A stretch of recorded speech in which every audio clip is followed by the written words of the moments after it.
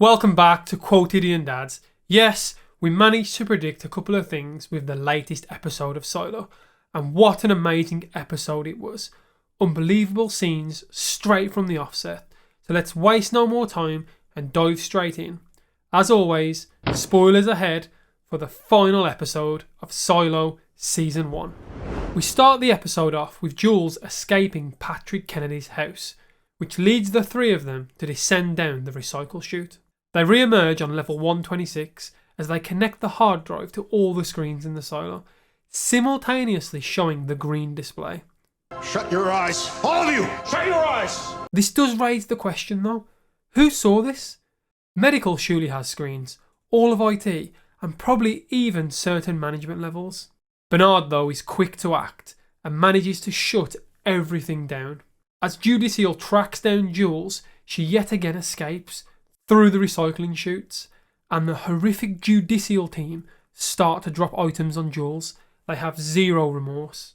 As a large appliance falls towards her, she drops, falling several levels onto a bed of recycling, and is thankfully pulled aside before being hit by this huge piece of junk. Watching this made me think of only one thing, and that was the first time I saw the leap of faith in the Assassin's Creed game. For a few seconds, I did question, would Jules survive? As she rests in mechanical, Bernard and Sims arrive, and Bernard offers a deal to keep quiet, and in return, finding out the truth about George.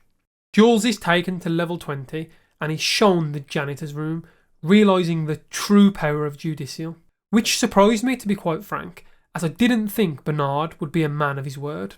Here we learn that George did in fact kill himself in a badass moment, or to protect his friends and family.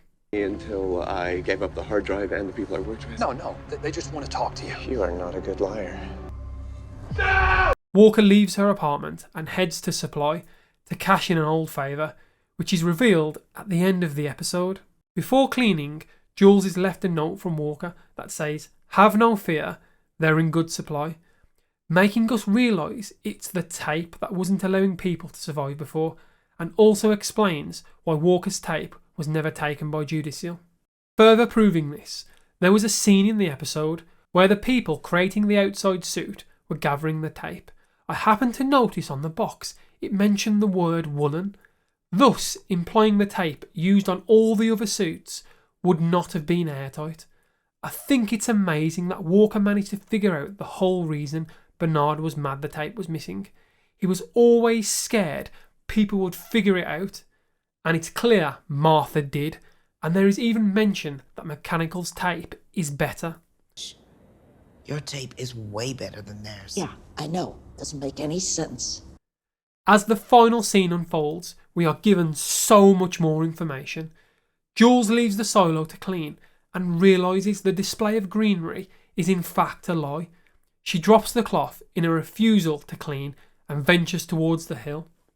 Here, Bernard runs to the server room where he uses the number 18 pendant and unlocks the door, revealing the truth to Jules. That's right, not only was the green display a lie, but yes, we have multiple silos. It is confirmed, as we predicted, numerous silos seem to appear in a desolate land with a distant city, which we can only presume is in Georgia. So many questions here. Will Jules venture towards another silo and get help? Will they be different? And why is the land so barren? Was it due to a war or something else? Overall, the episode was great, and the series in fact was phenomenal, continually full of twists, and the character development has been brilliant. To see Jules' journey from working in mechanical as an independent woman to risking it all to understand the truth behind the silo, with others coming to her aid.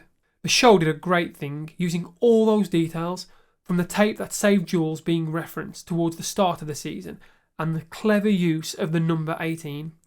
Now following this, there was a scene a short time before Jules is sent out to clean, where her and Bernard are having a conversation, and she mentions the door found by George. Bernard looks completely confused by this discovery. And how about the door, the massive door made out of steel at the bottom of the silo that George found? Why don't you tell people about that? Now, if you'd managed to catch any of our solo casts over the previous week, I've been saying this door leads to other silos. Seeing the zoom shot at the very end of what we can only assume are other silos seems to prove my theory more. I honestly assumed the other silos were miles away and there was an underground tunnel system. However, seeing how close these silos are, I think it's possible that all the silos are interlinked in what is basically a massive underground silo city or even a silo state. Do you think the other silos are all in working order? Are any of them abandoned? And what year is the present day? Myself and Ben will be doing our last silo cast in a few days, so join us then as we discuss and break down not only all the times we were right, but what we noticed about this final episode, and also our last predictions for season 2. As always, we'll catch you next time with something new.